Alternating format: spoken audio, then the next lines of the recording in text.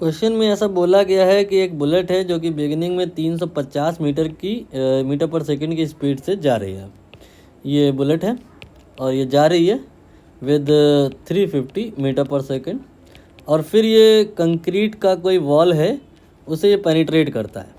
ठीक, पेनिट्रेट करने के बाद में कुछ दूर चलता है, उसके अंदर 5 सेंटीमीटर पर कह रहे हैं, आप इसे 5 × 10⁻⁻² मीटर मान सकते हो। फिर वो रेस्ट में आ जाता है। तो बताना है यहाँ पे कि डिसेलरेशन कितना आएगा। मैंने मान लिया लेट ये आपका डिसेलरेशन जो है वो x के बराबर है। ठीक, तो एक्सेलरेशन आप कह सकते हो -x के बराबर है। फॉर्मूला लगा दीजिए, v² बराबर u² + 2as। v की वैल्यू 0 का स्क्वायर एंड u का वैल्यू ये 350 है, square of that, then 2, then a here is -x जो कि हमें फाइंड करना है, एंड देन 5 × 10⁻²। ठीक, यहाँ से ये आएगा 350 का होल स्क्वायर, और ये माइनस वाला टर्म है, ये दूसरा साइड जाएगा तो प्लस हो जाएगा, और 5 × 2 10 हो जाएगा, और ये 10⁻⁻1 हो जाएगा। ठीक है, इंटू x। अब इसके बाद में ये 35 का स्क्वायर कर लो तो 3 × 4 12, और 5 और 5 25।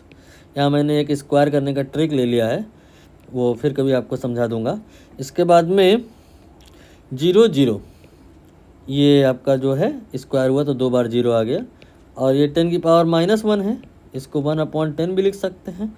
यहाँ से x जो आ जाएगा 1225, ऐसा है, 2 0 है, 2 ये 1 ये।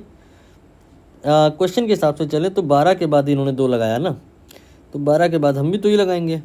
एक्चुअली इन्होंने शायद सिग्निफिकेंट फिगर का ध्यान रखा है कि यहाँ पे डेसिमल के बाद एक सिग्निफिकेंट फिगर है, तो इन्हें भी डेसिमल के बाद 1 ही बतानी थी।